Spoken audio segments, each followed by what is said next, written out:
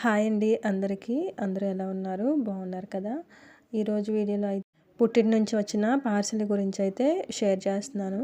ఆ పార్సిల్‌లో ఏమేమి తీసుకొచ్చారని చెప్పైతే మాది వ్యవసాయ కుటుంబం కాబట్టి మాకు అన్నీ వ్యవసాయానికి సంబంధించినవే వస్తాయండి. ఇంక ఇదైతే మేము అంతకుముందు ఇంటికి వెళ్ళినప్పుడు కొబ్బరికాయలు తీసుకొచ్చారు నాన్న. అప్పుడు వీడియో తీశాను. ఇంకా మా చిన్న పాపకైతే స్కూటీ నేర్పించమని మారం చేస్తుంది. జస్ట్ ఊరికే అలాగే తీసుకొచ్చారు. మేము ఇంటికెళ్తే మా నాన్న అటెళ్ళి ఇటెళ్ళి ఏదో ఒకటి తీసుకొస్తూనే ఉంటారండి. అంటే మాకు తెలిసిన వాళ్ళ పొలాలు ఉంటాయి కదా! సో, మాకున్నవి వాళ్ళు తీసుకోవడం, వాళ్ళకున్నవి మాకివ్వడం అలాగే షేర్ చేసుకుంటూ ఉంటాం అనమాట. ఇంక తర్వాత ఇదైతే పార్సిల్ వచ్చిందండి. నాన్న తీసుకొచ్చాడు. అమ్మ, నాన్న ఇద్దరు వచ్చారు. ఎందుకంటే నాన్నకి ఐ సర్జరీ చేయాలని చెప్పైతే రమ్మన్నాం మేము. ఇంక తర్వాత అయితే వచ్చారు. ఆగస్ట్ మంత్‌లో అనమాట ఇదైతే. ఇంకా రోజులన్నీ ఒకేలాగా ఉండవు కదండీ.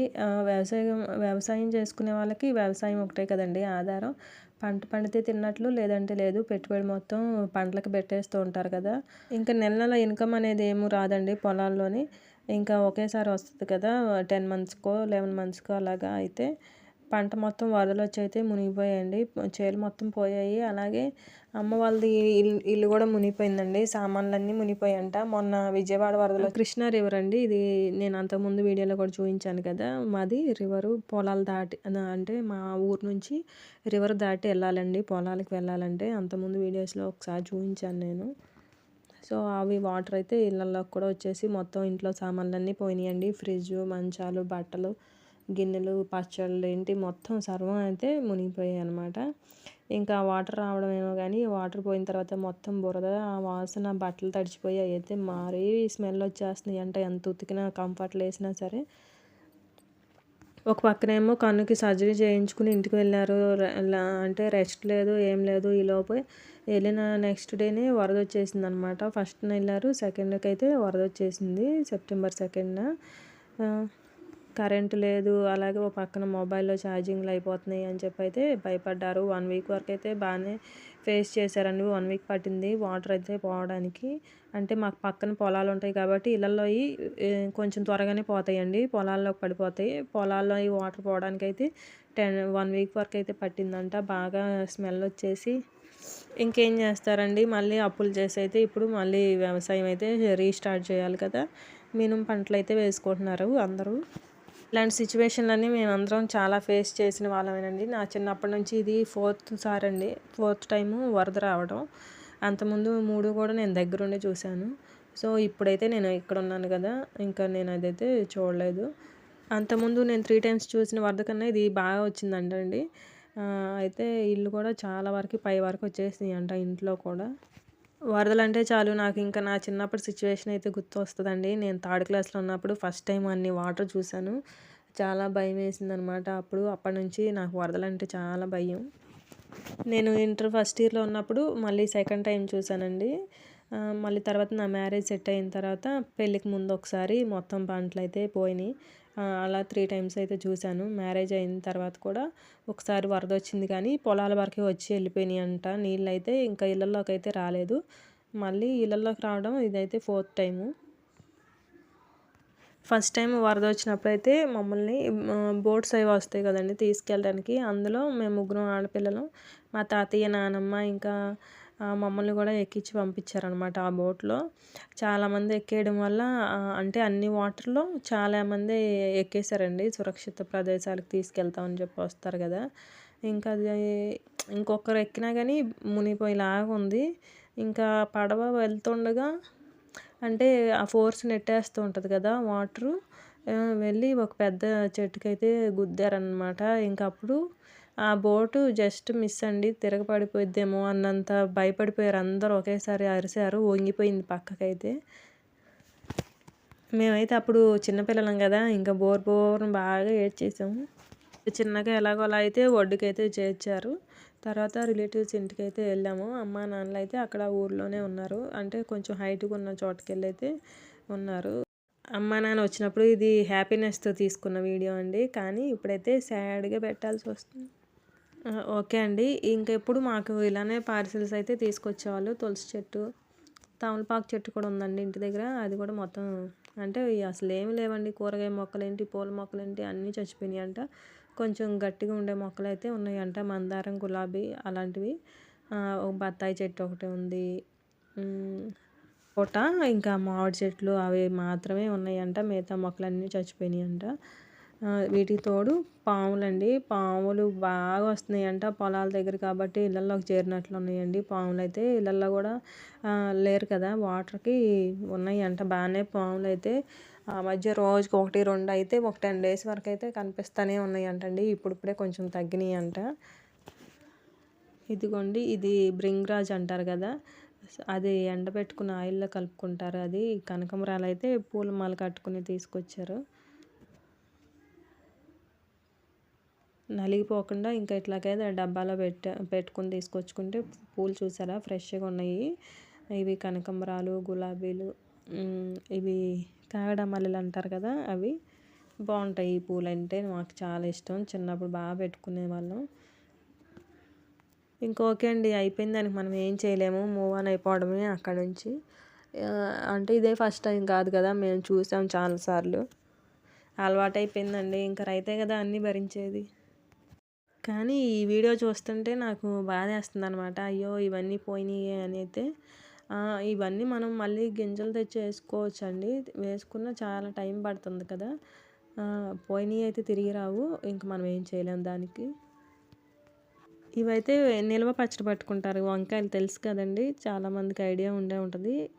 ఇది వంకాయలు ముదిరిపోతే ఇలాగ అయిపోతాయి. వీటితోటి మనం నిల్వ పచ్చడి పెట్టుకోవచ్చు. 1 ఇయర్ వరకైతే నిల్వ ఉంటది. మాకు చాలా ఇష్టం. అంటే జస్ట్ హాఫ్ కేజీ అవుతాయి. ఒక చెట్టుకి కాసిన కాయలు అవి. కొంచెం హాఫ్ కేజీ కన్నా పచ్చడి పెట్టుకోవచ్చులే అని చెప్పి అయితే తీసుకొచ్చింది.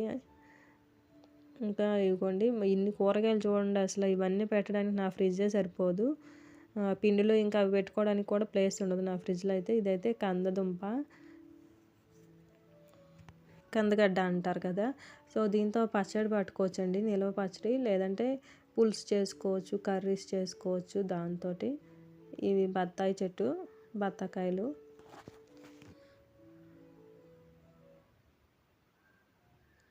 ఇలాగా కూరగాయ మొక్కలైతే ఎందుకు వేసుకుంటారండి? అందరూ ఖర్చు కలిసి వస్తదనే కదా!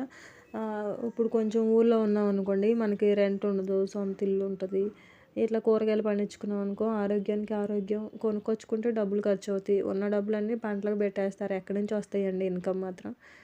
గేదెలు ఉన్నాయనుకోండి, ఆ గేదెలకు పెట్టేయి మళ్ళీ తిరిగి పాలకి రావు. ఆ పాల బిల్లులు మనకి ఇవ్వరండి. వాళ్ళు కేంద్రాలని చెప్పి పోయించుకుంటారు. వాళ్ళు పర్సెంటేజ్ ఎయ్యరు, ఏమెయ్యరు. మళ్ళీ వెనక పాలు కావాలంటారు. ఏం మిగలవండి. ఆ గేదెల్లో ఏం మిగలవు. ఆ పంటల్లో కూడా ఏం మిగలవు. వాటికి పెట్టడానికే సరిపోతది. ఇంకా మనం సొంతంగా మనం పొలం వెళ్ళి మనం చేసుకుంటే మన కూలి మనకి మిగలడం తప్ప ఏం కనపడట్లేదండి వ్యవసాయంలో అయితే. ఇంకా ఎలాంటి సోర్స్ లేక వ్యవసాయం అయితే చేయాల్సొస్తుంది. రైతే రాజు అంటారు. అది పేరుకి తప్ప ఇంక దేనికి పనికిరాదు. చాలామందిని చూశానండి. రైతు అంటే చాలు వ్యవసాయం చేసుకుంటున్నారంటే వాళ్ళని చీప్‌గా చూస్తారు. నేను పాములొస్తున్నాయి అని చెప్పి అయితే దసరాకి ఇంటికెళ్తామన్నా గానీ పిల్లలకి హాలిడేస్ వచ్చినా వద్దంటున్నారండి. మా హస్బెండ్ అయితే ఇంకా ఇక్కడే ఉండిపోతున్నాము. మీరందరూ వెళ్తున్నారా ఊరికి? వెళ్తే కామెంట్ చేయండి. ఇంక ఇక్కడ అమ్మ అయితే చెప్పాను కదండీ ఇందాక ముదిరిపోయిన వంకాయలతోటి పచ్చడి పెడతదని చెప్పైతే ఇంకా వీటిని కడిగి శుభ్రంగా తుడిచేసి ఆరబెట్టిన ఒక గంట తర్వాత అయితే ముక్కలుగా కట్ చేసుకుంటుందండి. కట్ చేసుకున్న తర్వాత ఈ చింతపండు ఇంకా కల్లుప్పు ఉంది కదా! ఇది యాడ్ చేసుకుని 2 రోజులైతే ఊరబెట్టాలన్నమాట. పసుపు కూడా యాడ్ చేస్తారు అప్పుడే. దీనిలో ఉన్న పీచులు, గింజలు అన్నీ ఇలా శుభ్రంగా అయితే తీసేసింది.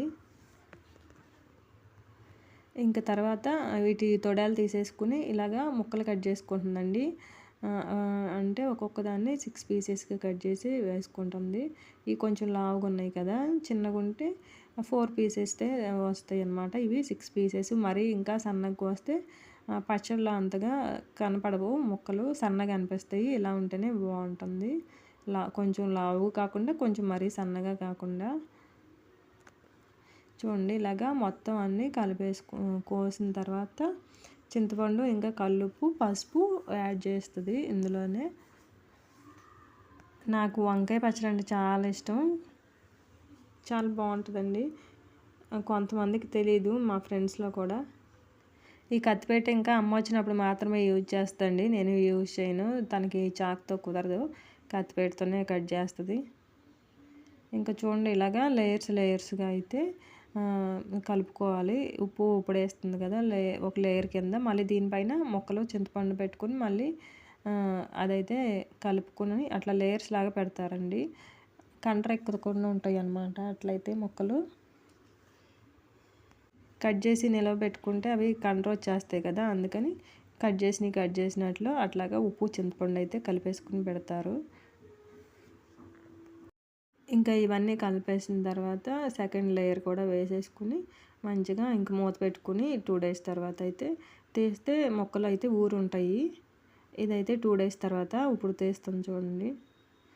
ఈ చింతపండు ఉప్పు మిక్స్ అయిపోయి కొంచెం వాటర్ లాగా ఫామ్ అయిద్దండి. అంటే ఉప్పులో నుంచి వాటర్ వస్తుంది కదా, అందులోనూ వంకాయ మొక్కల్లో కూడా కొంచెం వాటర్ లాగా ఉంటుంది కదా, అవి కూడా ఇలాగ వాటర్ లాగా వచ్చేస్తుంది. మొక్కలన్నీ సపరేట్ చేయాలి. మొక్కలు చూసారు కదా వైట్గా ఉండాల్సినవి కొంచెం మళ్ళీ కలర్ అయితే చేంజ్ అయినాయి. ఇలాగ మొక్కలన్నిటినీ సపరేట్గా పెట్టుకోవాలి.